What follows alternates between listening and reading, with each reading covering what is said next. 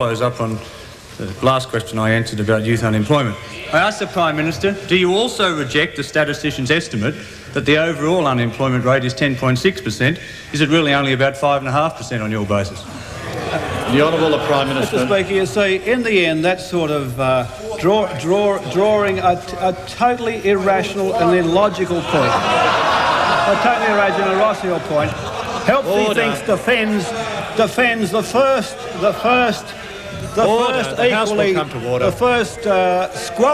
squalid and irrational question. The fact is, Mr. Speaker, there's no debate about the general unemployment rate at 10.6%. That's a matter of fact, as it is also a matter of fact that 122,000 young people out of an age cohort of 1.3 million are in the labour market looking for work. That is a fact. And it may not suit the Leader of the Opposition, who'd prefer to frighten young people out of their wits, to damn in them any hope of finding a job, and generally do as he normally does, that's prey upon Australians, young and old, with his pessimism and gloom, and hoping that it will advance his miserable political cause. That is, that he goes and wishes that when the numbers come out, he always hopes they are higher. He wishes them the worst, so he hopes for the best for himself. And that's basically the basis of his utterances and his policy.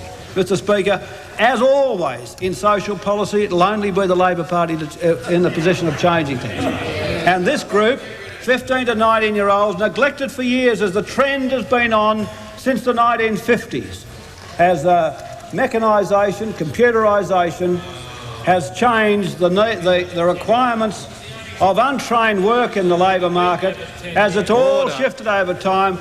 Ignorance was totally bliss on the part of the coalition. They never cared about it, never planned for it, just were quite happy to see these people basically go to the Labor scrap heap. Now, Mr. Speaker, this is the policy, these are the policies which have been pursued by the opposition. Member for McPherson. And it may be inconvenient for the Leader of the Opposition. The government's got a real discussion in policy on. He called, Mr. Speaker, the meeting we were having on youth employment a stunt. A stunt. And he said it was behind closed doors. No thought of the fact that if we're having a real discussion where real understanding and concessions are to be discussed, that in a public forum where positions will only be made public and positions be held without agreement being found, that the processes would work against some conclusive resolution of the issues under discussion. By contrast, Mr. Speaker, as the Minister of Employment, Education and Training said, the jamboree which the coalition were going to run was about selling the GST. But in a classic stunt, overnight they change and say, oh no, we'll devote some time to youth unemployment. That's where we say, where are they going to be, in the $10,000 boxes or the $1,000 boxes? To come and watch, it is an indication of how bereft the Liberal Party is, that is now resorting to a showground-type jamboree to sell a new tax, to sell it'll be the most vicious, regressive tax ever proposed in the history of the Australian Commonwealth. That is, an uncompensated 15% consumption tax, which will then shift income from the low-paid to the high-paid.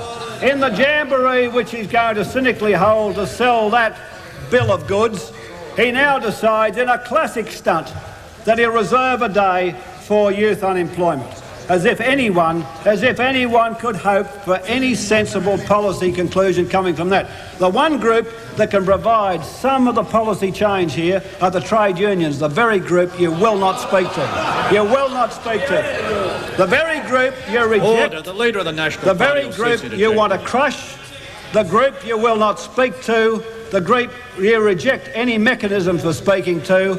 The sort of policies we saw at Burnie with APPM, where you refused to negotiate with unions. On what basis do you think you could change the operation of the labour market, particularly as affects these young people, at the jamboree in Sydney with the $10,000 boxes? Mr. Speaker, the chances would be zero, as everyone in the House knows.